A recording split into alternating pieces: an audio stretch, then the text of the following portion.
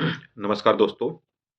देखिए, आरओ और एआरओ के एग्ज़ाम को लेकर के आप सब लोगों को पता है कि इलाहाबाद में, प्रयागराज में प्रोटेस्ट चल रहा है। मैं आज आप लोगों को कुछ 3-4 विषय पे बात करना चाहता हूँ। पहला ये है कि आज की अपडेट क्या है वहाँ। दूसरा मेरा प्रश्न ये है कि अगर आरओ, एआरओ का एग्ज़ाम रद्द नहीं हुआ, तो क्या होगा? बच्चों के भविष्य के लिए क्या होगा? और आगे का जो भविष्य होगा उसके लिए क्या होगा? तीसरा प्रश्न ये है कि आज अमिताभ ठाकुर जी जो सोशल एक्टिविस्ट हैं और जिन्होंने कई सारे पेपर को कैंसल कराने में अपनी भूमिका निभाई है और काफ़ी एक्टिव रहते हैं, वो भी आज वहाँ पहुँचे हुए हैं। तो उन्होंने हमें क्या राय दी है, उसके बारे में बात करेंगे। क्या हमें कोर्ट जाना चाहिए कि नहीं जाना चाहिए, इसके बारे में हम बात करेंगे। और हम शासन से और क्या उम्मीद करते हैं आयोग से कि ये समस्या का समाधान कैसे होगा? मान लेते हैं आरओ-एआरओ का एग्ज़ाम कैंसल हो गया, तो इस बात की क्या गारंटी है कि आगे जो एग्ज़ाम होंगे, वो आउट नहीं होगा पेपर? जो लीकेज है, वो लीकेज किस स्तर पे हुआ है और उसको कैसे रोका जाए? इन विषय पे मैं आपसे कुछ विशेष बिंदुओं पर आपसे मैं बात करने वाला हूँ। तो पहला तो ये है आज की अपडेट मैं आपको बता दूँ कि आज आयोग के सामने जो बच्चे धरने पे बैठे हैं, वहाँ अमिताभ ठाकुर जी पहुँचे और उन्होंने बच्चों के साथ बैठे हुए भी हैं और उन्होंने कई सारी चीज़ें बताई।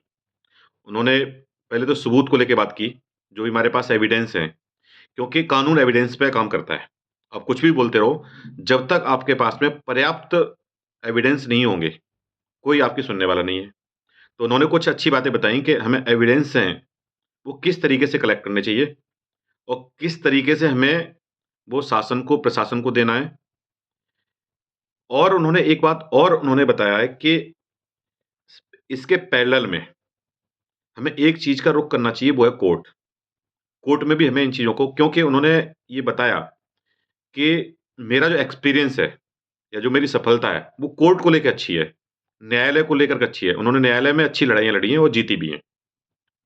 फाइनली हमें तो न्याय मिलना चाहिए, चाहे आयोग दे, शासन दे या फिर न्यायालय दे। तो आज वो वहाँ पे रुके हुए हैं और उन्होंने काफ़ी सारी चीज़ों में बच्चों का सहयोग भी किया है। दूसरी बात जो सबसे महत्वपूर्ण ये है कि अब मान लेते हैं अगर शासन ने आरओ और एआरओ का एग्ज़ाम रद्द नहीं किया।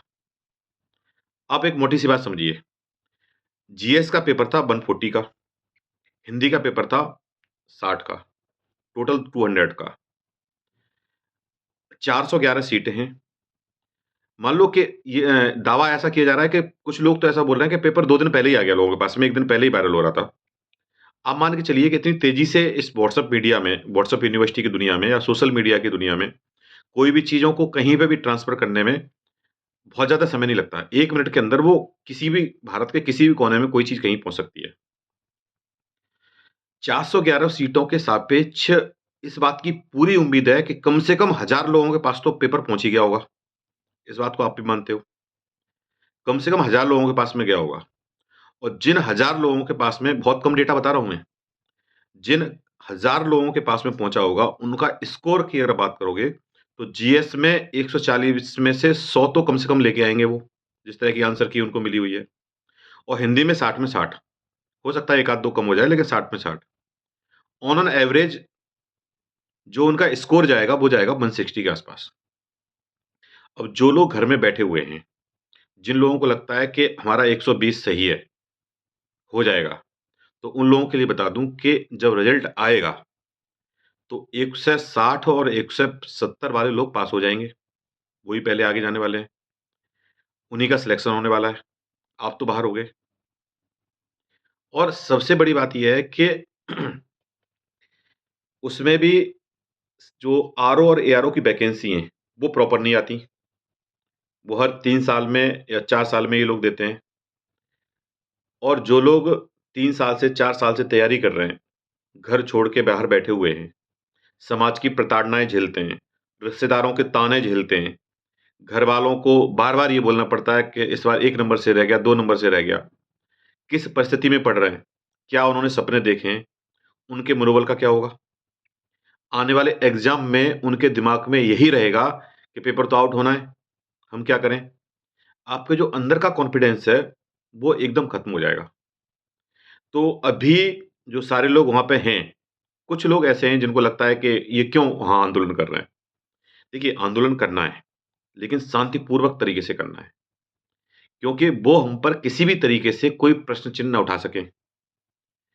क्योंकि जब भी कोई आंदोलन होता है, चाहे वो स्टूडेंट का आंदोलन हो, गरीब लोगों का आंदोलन हो, किसानों का आंदोलन हो, प्रशासन हमेशा उसमें एक कमी ये ढूँढता है कि आपकी उसमें कोई कमज़ोरी ढूँढे और उस कमज़ोरी को पकड़ करके वो उस आंदोलन को दबाने का प्रयास करते हैं। तो ये गलती हमें करनी नहीं है। हालाँकि ये गलती की भी नहीं है किसी ने। कुछ लोग हैं जिन्होंने की है तो वो पकड़े भी गए हैं, लेकिन जो और बाकी लोग पकड़े गए उनको भी छोड़ा जाए। तो मेरा शासन से अनुरोध है कि पहले तो इन चीज़ों पे ध्यान दिया जाए, क्योंकि जो भी हो, वो निष्पक्ष तरीके से बच्चों के हित में, स्टूडेंट के हित में निर्णय आना चाहिए और ये जो भी पेपर आउट हुआ है, उसके पर्याप्त सबूत जो आपको दिए गए हैं, उनके आधार पे आप निर्णय लें। तीसरा प्रश्न मेरा ये है कि कुछ लोग बोलते हैं कोर्ट जाना चाहिए, कुछ लोग कहते हैं नहीं जाना चाहिए, लंबी प्रक्रिया है। मैं कहता हूँ कि अगर मान लो कोर्ट में वो लंबी नहीं जाएँगे तो हमें कोई निर्णय न अगर हम मान लो न्यायालय नहीं गए, तो वैसे भी हमें कोई वहाँ से तो कुछ न्याय मिलने वाला नहीं है। अगर हम चले भी गए तो बाई चांस मान लो कि हो सकता है न्यायालय हमको लेट सही, देरी सही, लेकिन हमें कुछ न्याय मिले, अगर आयोग नहीं देता है तो। तो जैसा कि अमिताभ ठाकुर ने बताया, बाकी आप लोग इसके लिए काफ़ी समझदार हैं कि आप लोग क्या चाहते हैं, आप लोग कमेंट कर सकते हैं। सबसे मेन मुद्दा एक क्वेश्चन और है कि ये पेपर आउट कैसे हुआ? देखिए, सबसे पहले हमें इस चैनल को जानना पड़ेगा कि ये लीकेज कहाँ से हुआ है। क्यों किसी लीकेज को हम तभी बंद कर सकते हैं जब हमें पता हो। तो इसकी मैं आपको एक क्रोनोलॉजी बताता हूँ कि पेपर को छपने से लेकर के स्कूल तक या किसी कॉलेज तक पहुँचता कैसे है। सबसे पहले कोई एक एजेंसी होती है, उस पेपर को छापती है। उसके बाद में वो पेपर छपने के बाद में आयोग के पास आता है। आयोग वो पेपर डिस्ट्रिक्ट्स में भेजते हैं, ठीक है? आयोग में एक ट्रेज़री ऑफ़िस होता है, जहाँ पे उसको रखा जाता है। उसके बाद वहाँ से वो डिस्ट्रीब्यूट किया जाता है कि किस कहाँ-कहाँ सेंटर बनाए गए हैं। तो हर जिले में जाता है, जो डीएम के संरक्षण में रहता है। डीएम के यहाँ से फिर वो लोकल लेवल पे जो तहसील्स होती हैं, वहाँ पे उनको दिया जाता है, ठीक है? जो एसडीएम होते हैं वहाँ के या जो नायब तहसीलदार, जो भी वहाँ के मजिस्ट्रेट लोग होते हैं लेवल के लोग, उनको भेजा जाता है, फिर वो स्कूल में पहुँचाने का काम करते हैं।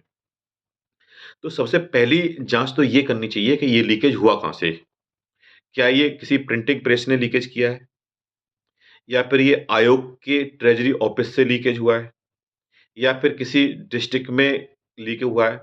या फिर किस कॉलेज में पहुँचने के बाद में ये लीक हुआ है? जब तक ये लीकेज हमें पता नहीं चलेगा, तब तक हम इस पे कड़ी कार्रवाई और आगे के जो पेपर होने वाले हैं, उनमें हम सावधानी नहीं बरत पाएँगे। क्योंकि ये एक पेपर की बात नहीं है, अभी 17 मार्च को पेपर है और बहुत सारे बच्चे इसलिए नहीं पढ़ रहे हैं क्योंकि उनका जो मनोबल है, वो टूट चुका है। वो कहते हैं कि सर हम पढ़ेंगे मान लो और पेपर आउट हो गया, हम मेहनत कर रहे हैं, तो वो तो 1 सेकंड का खेल है। जिसके पास पेपर मिल जाएगा, वो पास हो जाएगा। हम तो यहाँ पे मेहनत करते रहेंगे, हमारा तो कुछ नहीं होगा। तो एक कहते हैं ना कि बहुत सारी चीज़ें उम्मीद पे चलती हैं, दुनिया उम्मीद पे चलती है और बहुत सारे लोगों को उम्मीद भी है। बहुत सारी चीज़ें ऐसी हैं सिर्फ़ हमें उम्मीद से ही हमें लगता है कि नहीं हो जाएगा, हो जाएगा। अगर आपकी उम्मीद ही टूट जाए, एग्ज़ाम को लेकर के, नौकरी को लेकर के, फिर उससे ज़्यादा दुनिया में फिर कुछ बचता नहीं है। और ये हर विषय पे बता रहा हूँ मैं। जो लोग पता है आपको कुछ लोग आत्महत्या कर लेते हैं, वो क्यों करते हैं? क्यों उनकी हर तरीके से उम्मीद टूट जाती है। वो आस टूट जाती है उनकी। फिर उनको लगता है दुनिया में कोई भी नहीं है, अब मेरे साथ कुछ नहीं हो सकता। सुसाइड कर लेते हैं। कुछ लोग ऐसे हैं, इसी तरीके से अगर आपको एग्ज़ाम से लेकर के उम्मीद टूट गई, तो फिर आप पढ़ना बंद कर दोगे। फिर वो लोग अच्छा बढ़िया अपना कोई काम ही कर लेते हैं। और उम्मीद आपकी टूटे और उम्मीद आपकी बनी रहे, खासकर रोज़गार में, नौकरी में, उसके पीछे जो सबसे बड़ा रोल है, वो है सरकार का। वही आपकी उम्मीद को बना सकते हैं और वही आपकी उम्मीद को तोड़ सकते हैं। तो मेरा और हमारी टीम का, एग्ज़ाम की दृष्टि की टीम से, हम लोगों का आपसे एक अनुरोध है कि कम से कम अपना एक विश्वास तो बना लो। हमारी उम्मीद को मत तोड़ने दो। बच्चे बहुत गरीबी में पढ़ रहे हैं।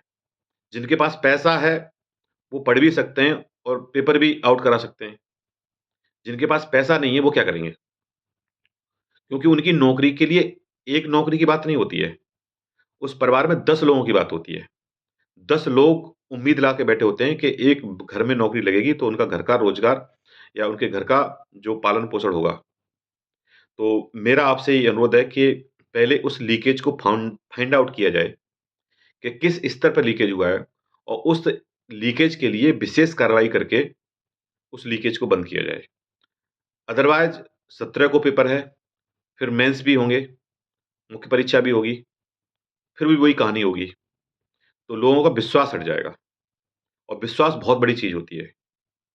विश्वास के लिए एक जैसे बोलते हैं ना, एक विश्वास के लिए एक मैंने कोटेशन पढ़ा था कि विश्वास उस पक्षी के समान है, जो सवेरा होने से पूर्व के अंधकार में प्रकाश होने का अनुभव करके चहचहाने लगता है। जब सुबह का भोर होता है ना, तो पक्षी जब चहचहाने लगता है, तो लगता है ब सुबह होने वाली है, तो उससे पहले ही वो चहचहाने लगता है। ये उसको उम्मीद है। तो उम्मीद पे दुनिया है और उम्मीद हमें आपसे उम्मीद है कि आप हमारी उम्मीद को किस तरीके से बनाए रखेंगे, किस तरीके से उसको हम उम्मीद पे जो हम आपसे उम्मीद करते हैं, उस पे हम कैसे डटे रहें, खड़े रहें, ये आपकी ज़िम्मेदारी बनती है। आप ही हमें उस उम्मीद लायक बनाओगे, क्योंकि अगर ऐसा होता रहा, तो फिर आने वाले समय में लोगों का एग्ज़ाम से विश्वास हट जाएगा और ज़ाहिर-सी बात है सरकार से भी उठेगा, क्योंकि मेन रोल में तो आप ही हो। तो बस मेरा यही 3-4 मुद्दे पे बात करनी थी, बाकी लोग प्रोटेस्ट कर रहे हैं और काफ़ी लोग सहयोग भी कर रहे हैं। हमारी एक माँग है, आयोग ने हमको टाइम दिया है कि 2 तारीख के बाद में कभी भी निर्णय आ सकता है, तो हमें उसका इंतज़ार है कि हमारे वो पक्ष में आए और आप भी उसको मानवीय तरीके से, लीगली तरीके से एक बार देखें और बच्चों के लिए एक न्याय करने का प्रयास करें कि कम से कम बच्चों के साथ में एक न्याय हो। धन्यवाद।